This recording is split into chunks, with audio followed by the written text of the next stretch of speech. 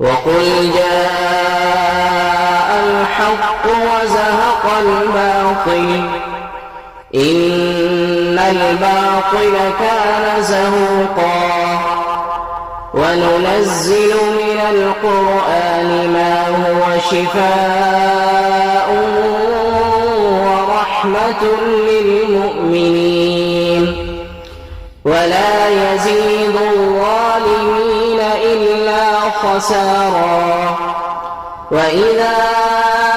أنعمنا على الإنسان أعرض ونأى بجانبه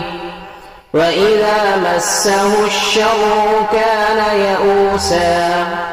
قل كل